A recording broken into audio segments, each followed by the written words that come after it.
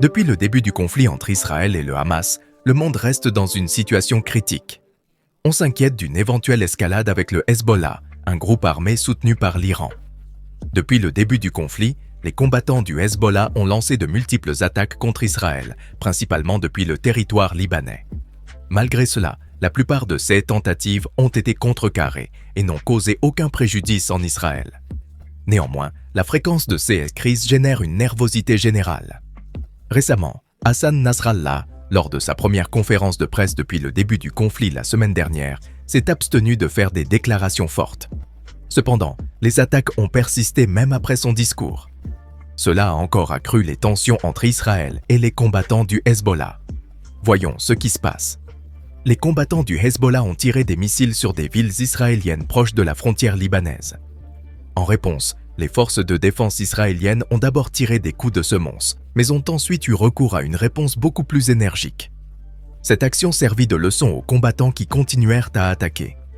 Il y a eu des victimes parmi les combattants du Hezbollah qui ont mené ces attaques. Grâce à des tirs intenses, Israël a réussi à neutraliser simultanément de nombreux combattants. 7 membres du Hezbollah ont perdu la vie à cause des tirs israéliens intenses. À la frontière nord avec le Liban, Israël a éliminé 7 autres combattants du Hezbollah, portant le total à 78 morts parmi les combattants du Hezbollah. 6 événements, ainsi que la mort de 18 Palestiniens aux mains des forces israéliennes en Jordanie, ont conduit le ministre iranien des Affaires étrangères, Hossein Amir Abdollahian, à affirmer qu'une escalade régionale plus large du conflit est en cours et qu'elle est inévitable. Le Hezbollah, le groupe politique et militaire libanais, ainsi que l'Iran, le principal mouvement mandataire, ont mentionné les 7 combattants et déclaré qu'ils avaient été martyrisés alors qu'ils se rendaient à Jérusalem. Le bilan des morts parmi les membres du Hezbollah dépasse désormais de loin les pertes subies lors de la guerre de 2006 avec Israël, déclenchant des débats internes sur les prochaines étapes. Le chef du groupe, Hassan Nasrallah, prononcera aujourd'hui son deuxième discours ce mois-ci, présentant ses dernières réflexions. Dans son discours précédent, Nasrallah a clairement indiqué que toutes les options militaires étaient sur la table et que ce conflit avec Israël était très différent des précédents. Les prévisions alarmantes de l'Iran sur le cours des événements seront mises à l'épreuve avec la convocation d'un sommet islamo-arabe extraordinaire à Riyad, qui aura lieu aujourd'hui après un changement soudain.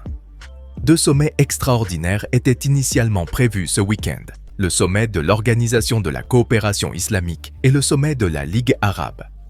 Cependant, en raison des circonstances exceptionnelles dans la bande de Gaza palestinienne, le ministère des Affaires étrangères de l'Arabie saoudite a annoncé la combinaison des 2 sommets, unissant ainsi leurs efforts pour présenter une position commune. Le président iranien Ibrahim Raisi devrait y assister et l'OCI devrait exiger des mesures spécifiques pour contenir Israël. Cet événement représente un défi de taille pour la diplomatie saoudienne. Le prince héritier Mohammed Ben Salman devra équilibrer ses actions entre apparaître simplement répétitif dans des appels à la retenue à l'égard d'Israël jusqu'alors ignorés et initier plutôt des actions concrètes, comme un boycott pétrolier. Le prince Mohammed avait déjà fait preuve d'une extrême résistance à l'idée de soutenir un boycott. Avant la réunion, Raisi a déclaré « Mon évaluation est que si la réunion d'urgence de l'OCI en Arabie saoudite ne parvient pas à soulager et à sauver la nation palestinienne, l'ampleur des conflits dans la région augmentera.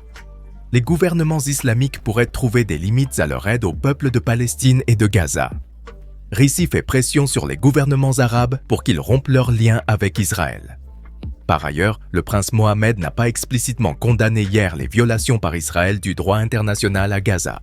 Mais l'Arabie saoudite considère la possibilité d'une normalisation conditionnée aux concessions israéliennes envers un État palestinien comme un atout important dans la région.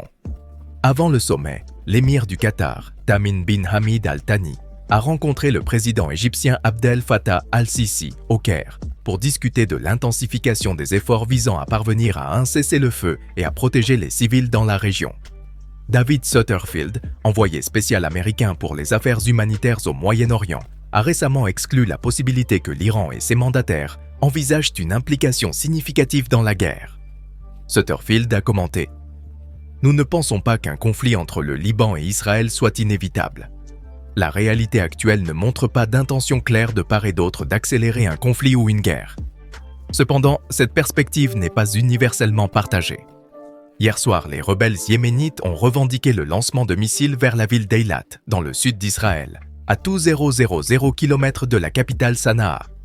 L'armée israélienne a confirmé avoir intercepté les projectiles grâce à son système de défense antimissile Arrow et ses batteries anti-aériennes Patriot. Plus tôt, les Houthis avaient abattu un drone américain MQ-9 au large des côtes du Yémen. Non seulement le Hezbollah, mais d'autres groupes lancent également des attaques périodiques contre Israël. Toutefois, le Hezbollah et le Hamas posent les plus grands défis. Comme cela a été démontré, le Liban devient un point critique entre le Hezbollah et Israël. La question fondamentale au Liban. C'est simple mais complexe. La population libanaise est-elle favorable à une guerre totale contre Israël? Il est crucial de garder à l'esprit à quel point un conflit serait dévastateur, comme le Liban en a déjà fait l'expérience. En 2006, le Hezbollah et Israël ont mené une guerre brutale qui a duré 33 jours et entraîné le déplacement d'1 million de personnes au Liban. Une grande partie du sud de Beyrouth a été détruite par les bombardements israéliens. L'ancien Premier ministre Fouad Siora, à qui on attribue la direction des négociations qui ont mis fin à ce conflit, a déclaré « Le Liban ne peut pas faire face à une autre guerre.